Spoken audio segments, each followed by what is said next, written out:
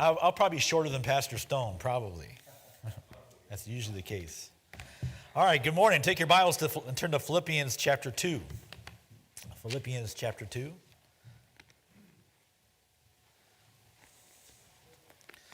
I want to talk to you this morning about ministry-minded men. Ministry-minded men. And our country is in desperate need of pastors for sure, but what our churches need is men who have that ministry mindset. And so I want to talk to you and try to be a help if I can. If you've heard, I've been assistant pastor there for 34 years. So I finished Bible college at 22, moved to Canada from the States and stayed in the same place, in the same church now for 34 years. Pastor Stone was our pastor for a good part of that. And then 2019, that transitioned to Pastor Yeoman. So it's a bit of a strange transition because now my senior pastor is younger than me, all right? And so it's a little strange that way. In fact, we figured it out the day he was born.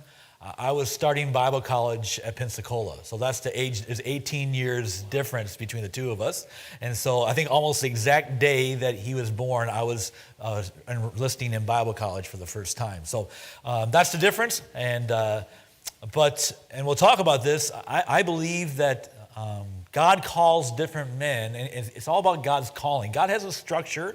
God has a way of doing things. If we'll get on board with God's way of doing things, it works better. And so I don't need to be a lead pastor if God has called me to be an assistant pastor. I just need to be what God has called me to be. And so it's not about, it's about a position, a calling. We're going to talk about that a little bit. And so I understand many of you are not called to be an assistant pastor, but we're all called to be involved in ministry. So I want to talk about being a ministry-minded man.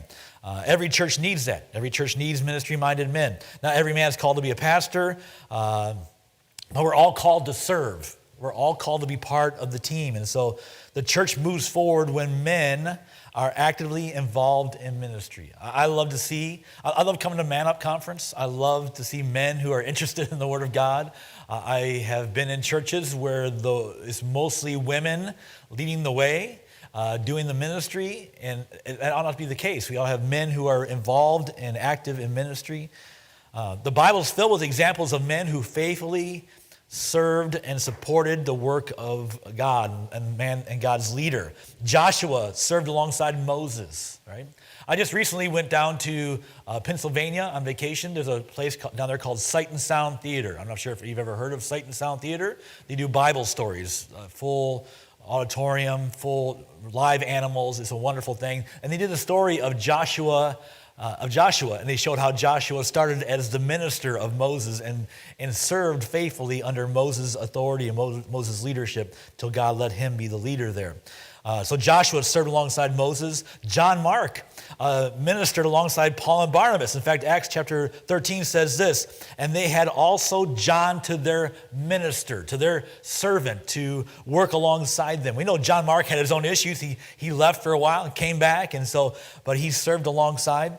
And then Timothy was faithfully serving with Paul. Probably the greatest example. That's what we're going to look at today here in Philippians chapter 2, the example of Timothy serving alongside and serving with Paul. So in Philippians chapter 2, Paul describes Timothy's character.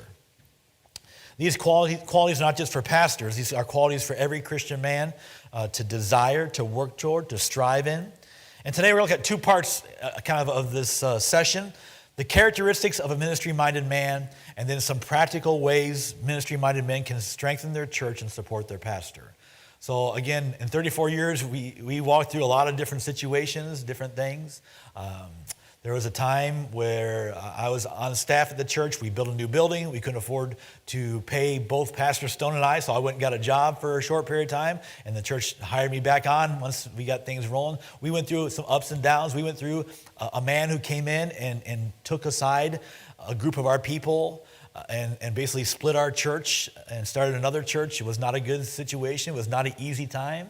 We walked through those things. We walked through some ups and downs. And I remember a time where I said to my wife, I don't know what's going to happen tonight at church, but I know this. We stand with Pastor. It doesn't matter what anybody else does. We have friends over here, but we stand with Pastor tonight. So we did. And so these are the things that you'll as a ministry-minded man and have the right mindset of what God's called you to do and to be, you can be a great strength and a help in a church. Churches will grow as we have ministry-minded men. So we'll look at those two things, some practical things, and first the characteristics of a good ministry-minded man. All right, Philippians chapter 2, we'll start there. Verse number 19. Again, this is Paul describing Timothy.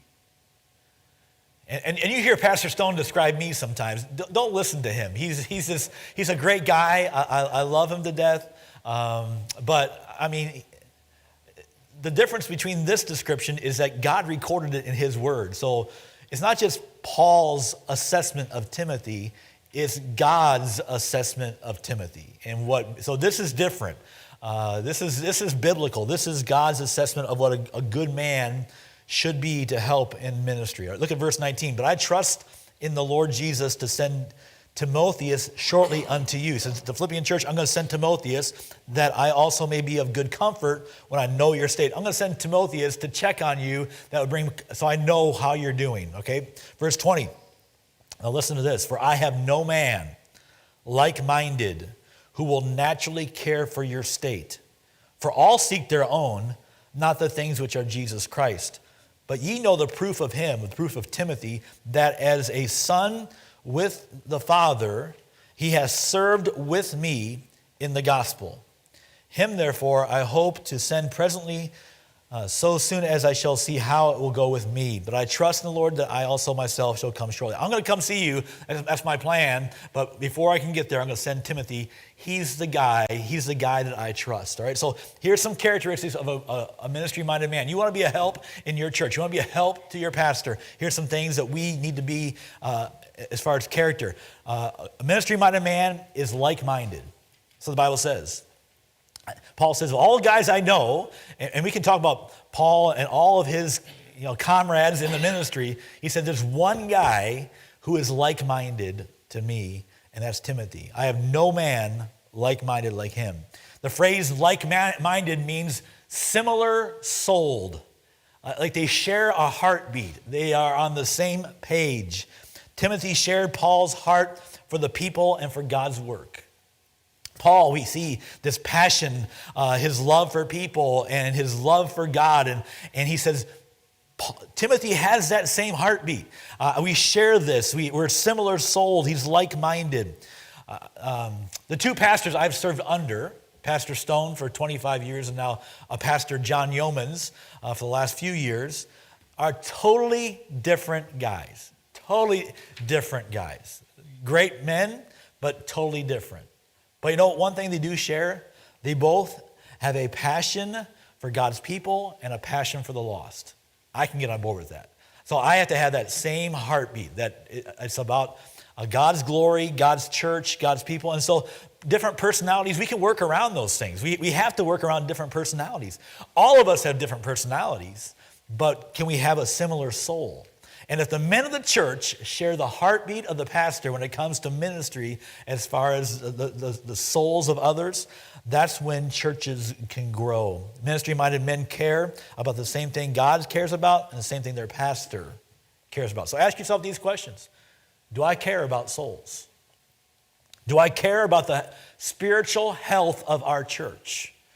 Do I share the pastor's vision there, the pastor's passion there? Do I care about the success of God's work? A church becomes stronger when its men are united around the mission of reaching people and making disciples.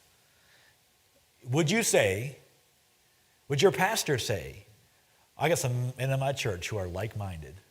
All ages, all personalities, all stages, but we share a soul when it comes to the ministry of God. They are like-minded. A ministry-minded man is like-minded. It goes on to say that a ministry-minded man is also trustworthy. Verse 22 says this, but ye know the proof of him. Timothy had proven himself. He had gone through some things with Paul, and Paul said, he is, you've seen it. He's proven himself to be faithful and consistent. He was dependable. Paul knew that he could count on Timothy Pastor Stone said last night when he would go out of town, he trusted that and this didn't happen right away. I want you to understand, when I'm like 22 years old, I remember one time a conversation Pastor Stone and I had across the breakfast table one time. He took me out for breakfast and was telling me all the things I wasn't doing right, right? And again, I needed it, but I remember saying to him, like, why don't you just fire me? Like, I obviously can't do the job. So obviously I'm not doing good enough. Just fire me. I'm just a young guy, and obviously I'm not doing. And he backed down. Said, no, I'm just trying to make you. He wanted to make me better. He wanted to help me grow, right? But through time, he learned he could count on me. I was dependable, trustworthy. Paul and Timothy had gone through some difficult things together. And I believe this. I don't know if this is biblical or more based upon experience, but I believe the level of trust between you and your pastor will either increase or decrease through difficult circumstances. So when you go through something, and churches all go through stuff, people come and go, people get upset, things happen, ups and downs of ministry. The level of trust between you and your pastor will either increase or decrease in those times. Right? If there is a level of distrust, if you're on the wrong side, if you're not loyal and you're not consistent, then there will be a distrust. I've seen it happen between assistant pastors and pastors. But if you, in those difficult times, you stand and you stay faithful and you stay consistent, that level of trust just grows and grows and grows. And that's what happened with Pastor Stone and I for 25 years. You hear him talk about our relationship after 25 years. The conversation will be very different if it's like 2 years into our relationship, right? It grows. And so that level of trust grows. I trust Pastor Stone. I do. I trust him with my life. I mean, I know Pastor Stone probably better than many people on this planet, but I love him. I know his, things where he has areas of weakness, his strengths, but I trust him. And he trusted me, and we had this great relationship because as we went through these difficult circumstances, our relationship grew. So the greatest ability sometimes in ministry is just dependability. Are you going to be there? A ministry-minded man shows up. He keeps his commitments. He finishes what he starts. He can be trusted with responsibility. All right, that's the kind of your pastor needs men in the church that he can just rely on and count on. They're going to be there. I know it. It's going to be done. I don't have to worry about it. I don't have to think about it. These are ministry-minded men, and the church needs more men who can be counted on. All right, what else does it say about Timothy? Verse 20 says he was of genuine character. Look at verse 20. He says, who will naturally care for your state. The word naturally there carries the idea of being very genuine or sincere. It wasn't put on. Timothy wasn't a fake. He wasn't a phony. He wasn't, if I can use the word, like a kiss up. He wasn't just trying to, butter up the pastor, say all the right things. It was real. He was a real man of real character. Your nature is your basic makeup of a man. Some of you by nature are extroverted, and some by nature are introverted.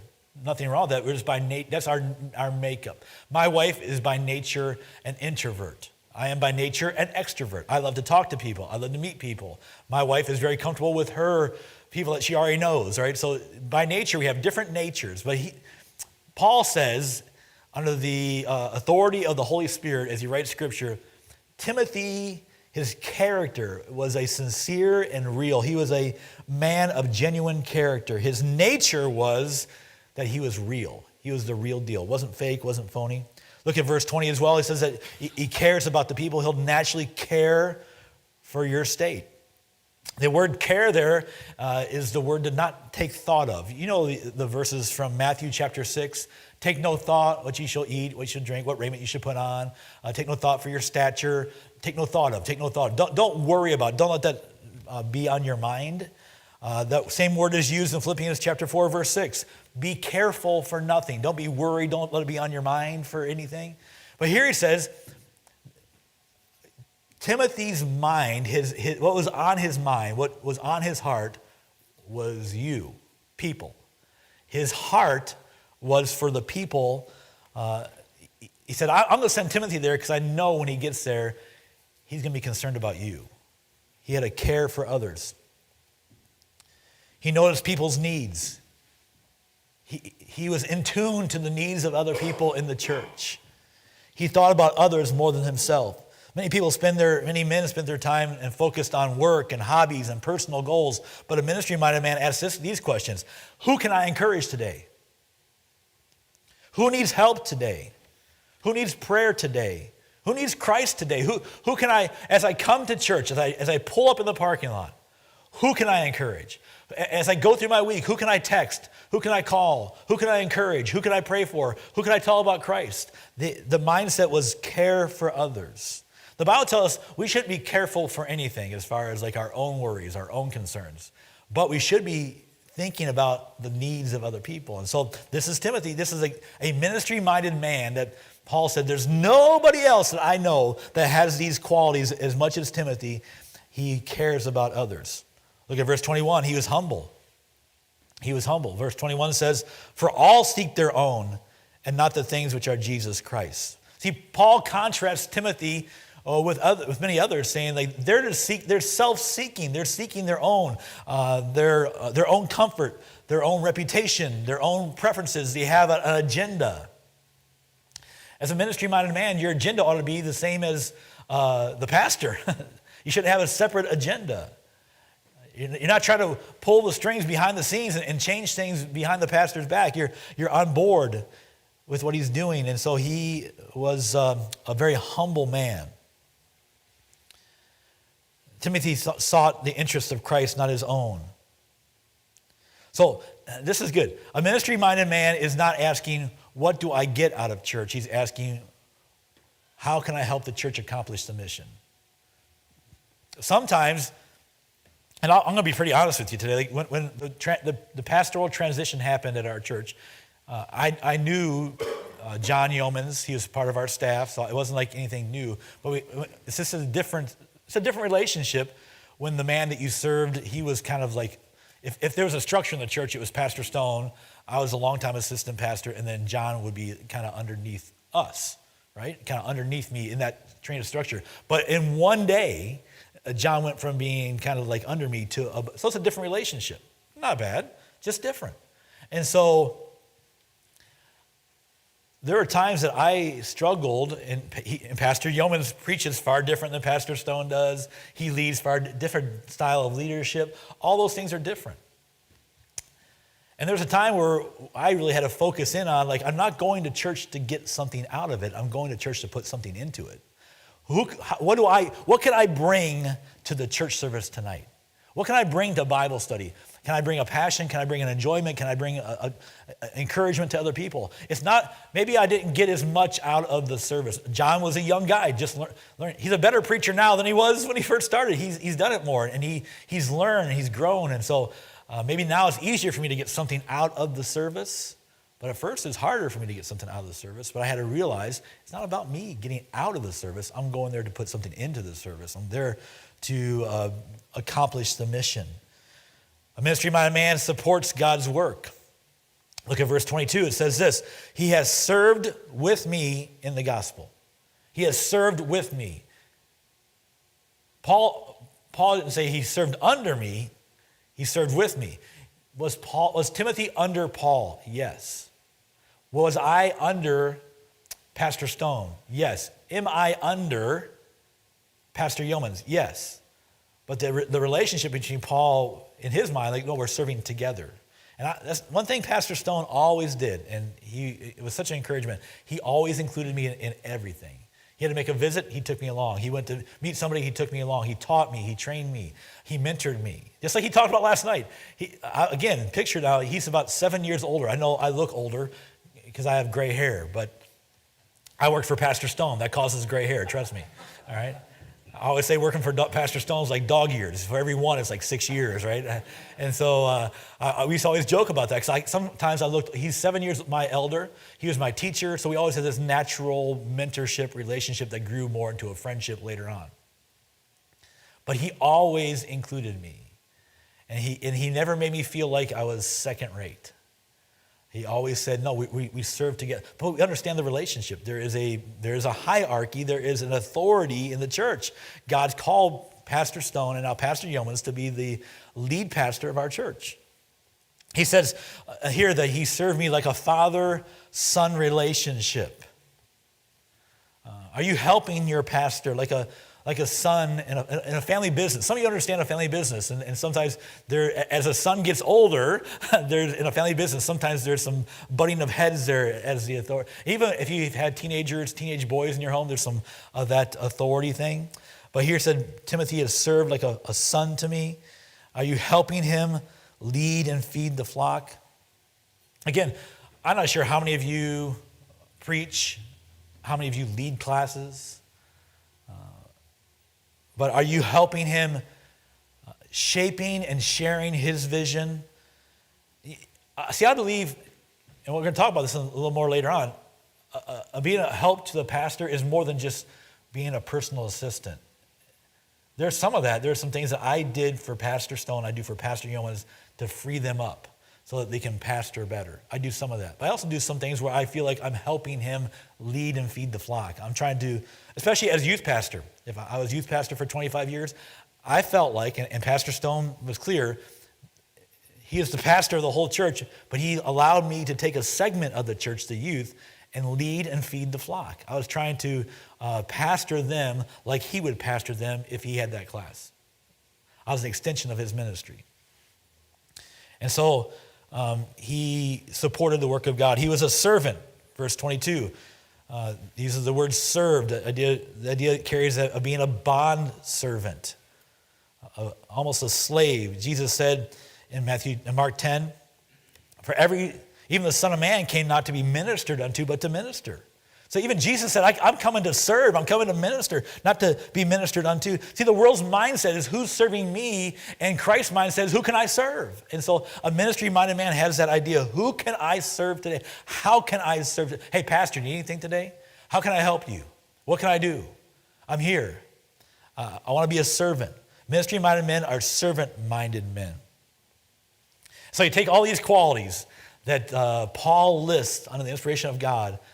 These are qualities and characteristics we should work on as men in the church. Right? These are good qualities for anybody, but more than just a pastor. Did Timothy go on to pastor? Yes, he did. He did. At this time, he's a servant for Paul. He's under Paul, working with Paul.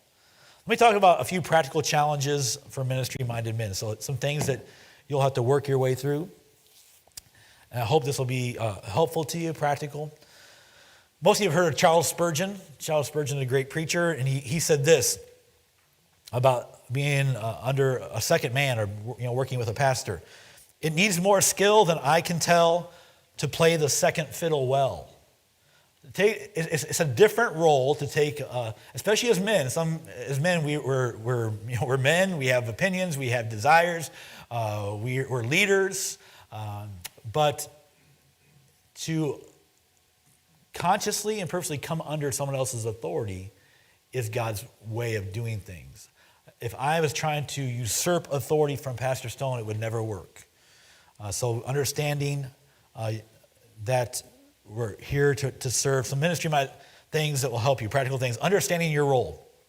We kind of talked about this already. You're an assistant to the pastor. So you're helping take some work off the pastor. I know some of you have done this already. Some of you have been in charge of the food. I don't think the pastor thought too much about the food at Man Up Conference. He shouldn't have to. I'm glad that there's men that said, no, pastor, I got that. There'll be hamburgers, the bacon will be done, it'll all be done, it'll be taken care of. Don't worry about that. In some churches, the pastor has to do everything and has to worry about every little detail. But it's good to take those things off the pastor's plate. So when I came, within a year of coming, I came to be the youth pastor and work the bus ministry and kind of outreach and that kind of stuff. Within a year, I took over the finances of the church. All right, I never had any financial training. I've always been good with numbers. It's always been part of who I am in school. But I took over the finances of the church. And Pastor Stone is not good with numbers. He is not. He'll throw a number out there. And he used to do it to me all the time. He'd say, hey, in the middle of service, how much do we have in this? I was like, I don't know. I'm not going to throw out a number. I'm just not that kind of guy. I want to give you a number that's real, not I think. Maybe, but Pastor Stone will throw out numbers because that's who he is. He's thinking big picture. And so if he's off a little bit, it doesn't really matter because he's thinking big picture. That's who he is. He's a man of passion and vision. I'm the detail guy, so I can't do that. I say, Pastor, I don't know. I can go look it up and give you a number, but I hate to say, like, it's somewhere between 10 and 50,000. Like, how do you do that? Like, I can't do that. But I took over finances so that he wouldn't have to worry about it. I took over all the legal stuff that our church had to do, like, all the forms and stuff. I was talking to your pastor about every year the church has to fill a form out for Revenue Canada. It's called the T3010. It's a form you got to fill out. Pastor Stone would not even know that. This was done. Like, I took care of that. I didn't want him to worry about that. I had it. I had to take care of it. So I'm taking things off the pastor's plate so that he can do what he's good at and what he needs to do. Nobody else will have the passion and vision of the church but the pastor. He'll be the leader of that. I want to share in that, but I want to free him up to be able to do that. I want to free him up so he can go talk and counsel the people. Planning activities. Pastor Stone, again, not very good at details of planning activities. He'd say, I want to have an activity. And he'd say, make it happen. In fact, he'd say that. He'd always tell people, I had the ideas, Holland made it happen. And so that was the idea. He'd have this big idea, and I tried to make it happen. One time he came back from the Philippines and said that he wanted, in the Philippines, he had seen that in the church in the Philippines, they had shut down the main road in the Philippines and had a church parade. Nobody else, just the church. Shut down the whole road, had a parade. He's like, hey, I think it'd be great if our church had a parade. I was like, okay, just our church? Yeah, just our church. All right, and you want to have it on Talbot Street? Yeah, the main street in town. So you want us to somehow I said, hey, we're not living in the Philippines. Like, there's a little more law and order here. I don't think we can shut down. And so I would talk him, sometimes I had to talk him down. We never had a parade, just so you know. It never happened. But some ideas, he would talk me up. And I would be the practical one. Like, okay, if we're going to do this, let's think about, this is the things we got to think about. He's like, well, handle it. Like, I want to do this. Like, so he had big picture. So I tried to take those things off his plate so he could have the big vision. Maintenance at the church. I try to help, organize the maintenance so he didn't have to worry about it. He would go by and say, and he has a bit of a critical eye this way, which is good. He'd say, hey, the eaves trough needs to be done. I saw this was dirty. But he would tell me, and then I would try to get guys in the church to take care of it, right? So I'm trying to take things off his plate. So I'm working as an assistant to the pastor that way. But I also tried to help feed the flock, I was trying to help him pastor. A pastor is a shepherd to lead and feed the flock. And I wanted to help pastor. I wasn't called to just, plan activities. That's not my calling. I wasn't called to just do book work. It's not my calling. My heartbeat is to help disciple, help lead people to Christ and see the church grow. And so that was the other part of my job, was to pastor the youth. And have, I still have other groups that I help pastor now that I'm not youth pastor, but try to help. And we weren't competing. I was just pastoring from a different lane. He's the lead pastor. There's never a question in my mind. There's one, and I believe this is biblical, there is one lead pastor in a church. I believe that is biblically. I think I have good Bible basis to believe that. I also believe that God's given me responsibility to help pastor under his authority. And so helping him pastor, filling the gaps. So as a ministry-minded man, you're looking to fill the gaps. I've had the privilege under these two pastors at the same church.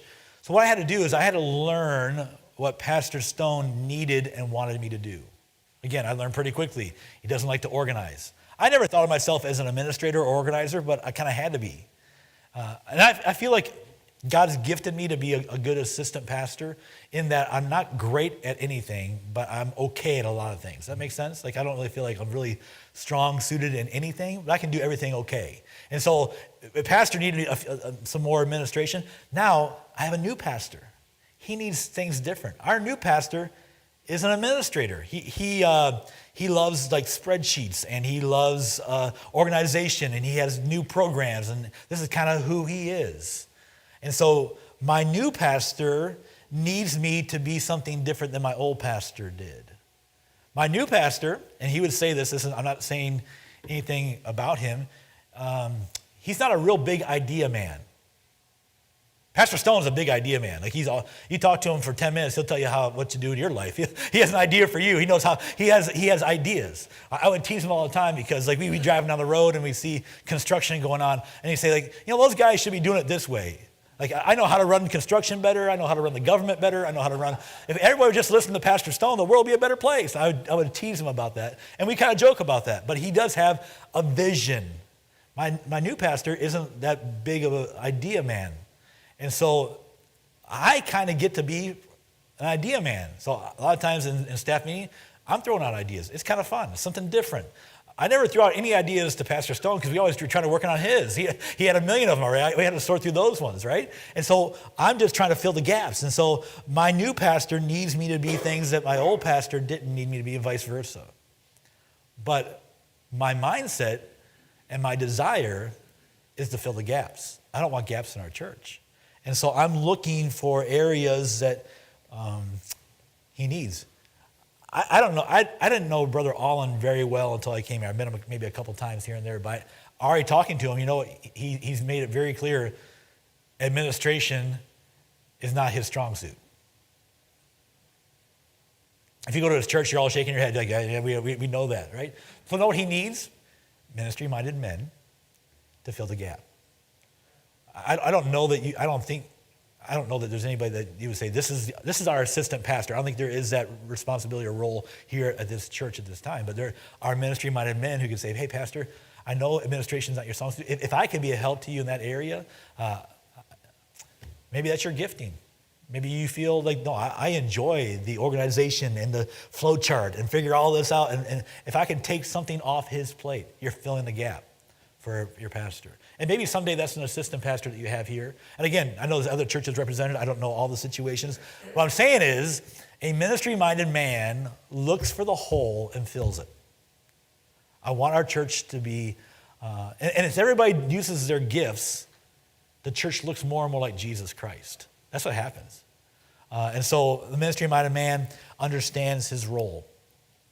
Practically speaking, building a healthy relationship with your pastor is very important. Do you have a healthy relationship with your pastor? Like any relationship, relationships take commitment and communication.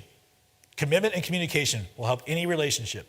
You're struggling with your wife, commitment and communication. You're struggling with your family, extended family, commitment, communication. With your pastor, commitment and communication. It's similar to a marriage in this way. The Bible teaches that in a marriage, it's two equal people coming together, but only one has the God-given authority in the home. That's the husband. That's biblical. My wife is my equal. As far as she's a child of God. We're joint heirs together with Christ, the Bible says, right? So we're equal, but in my home, the authority rests on my shoulders. I understand that. I accept that. In a church, when I work with Pastor Stone, two equal people, both love the Lord, both trying to serve God, but only one has the final authority, and that was Pastor Stone, right? And so we had to build that relationship. When I did this session the first time, I sent out a questionnaire to some assistant pastors. And I said, what questions do you think I could answer? Someone asked this question: how can an assistant pastor show loyalty while also not becoming a yes man? Okay? How can you be loyal and not just be a yes man? So I'll let you know this. I've been accused of being a yes man. Never by Pastor Stone or by Pastor Yeomans. They would never call me a yes man. So here's some important things. Don't be afraid to respectfully give your opinion. I have an opinion. My pastors, both of them, want me to give my opinion. See, loyalty is not silence. I can be loyal and not silent.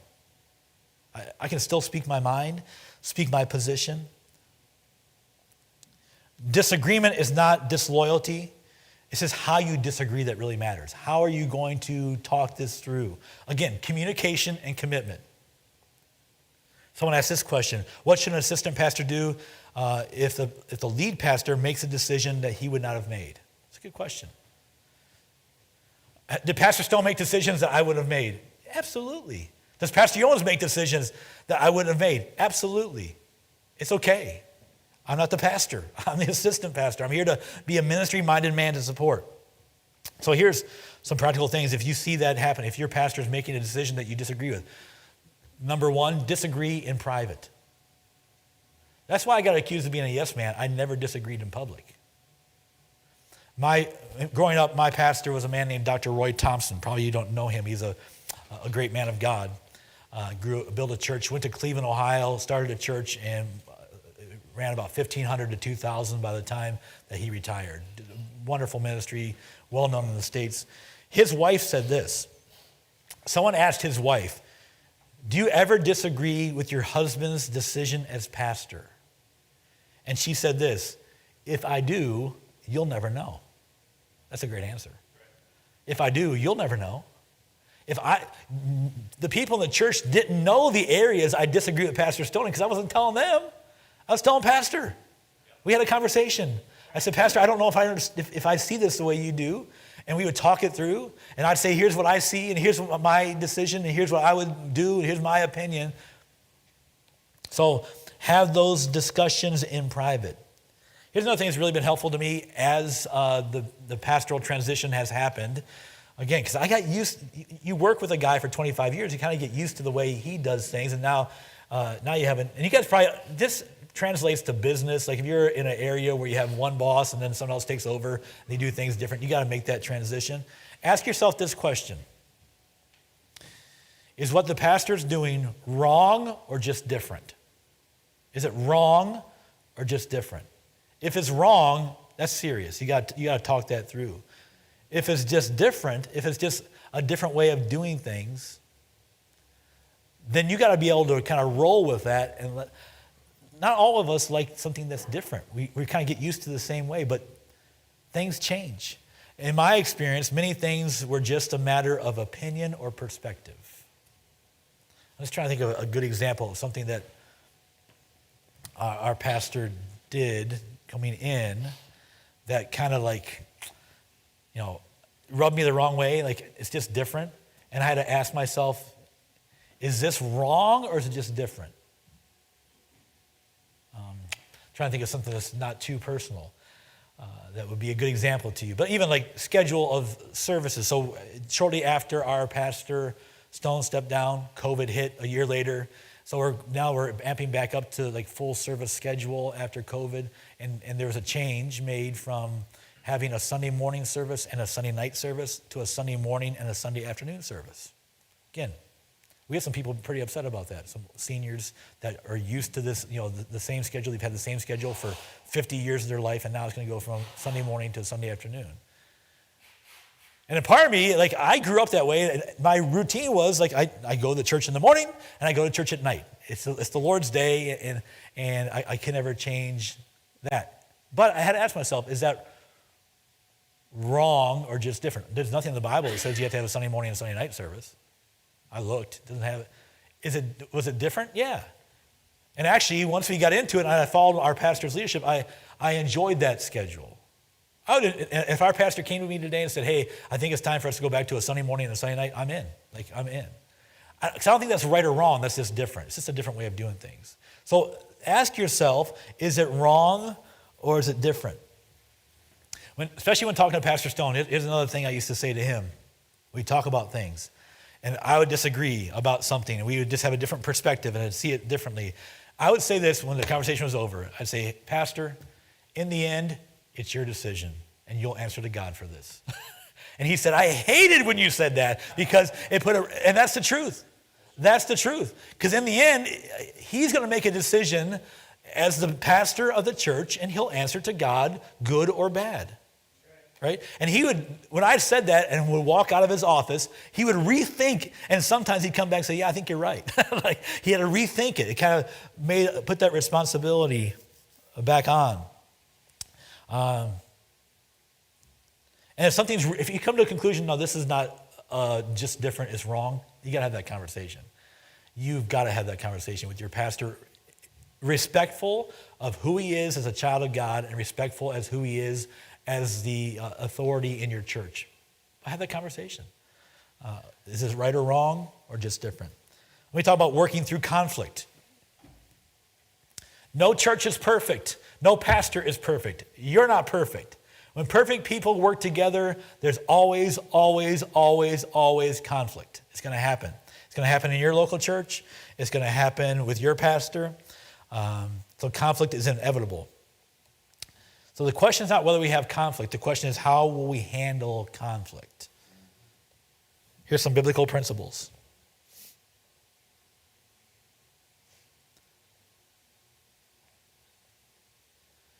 Be humble. If you have a conflict, you're going to talk to the pastor about the conflict. Be humble.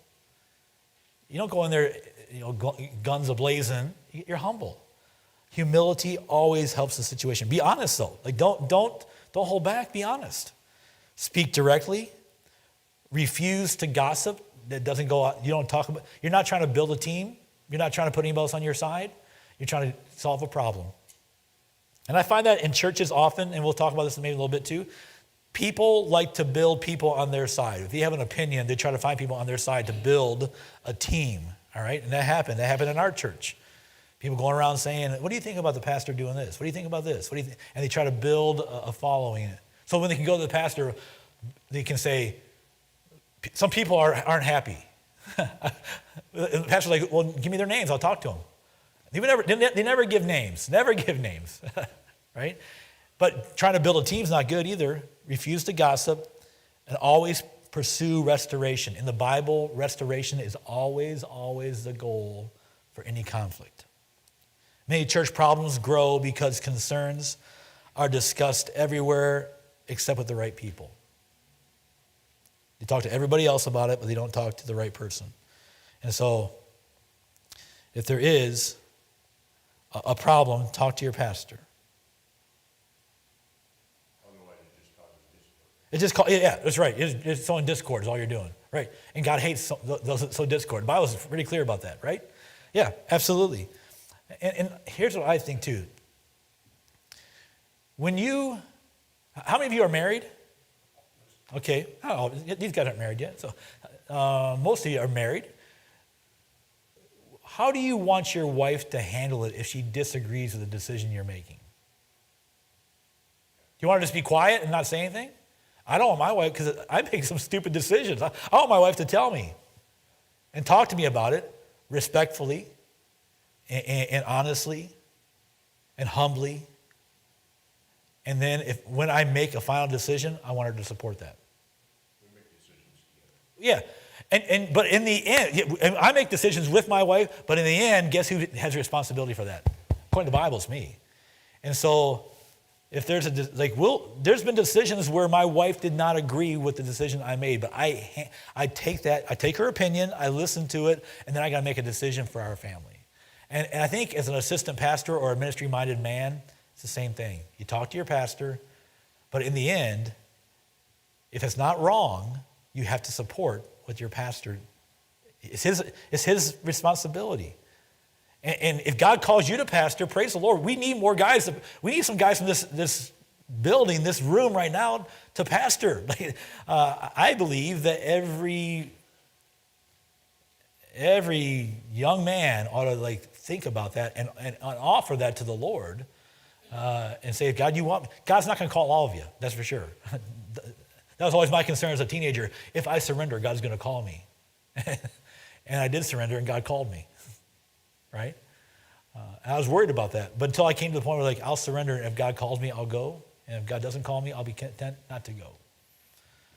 So we need pastors, but we also need men in the church that will just support the pastor through these things.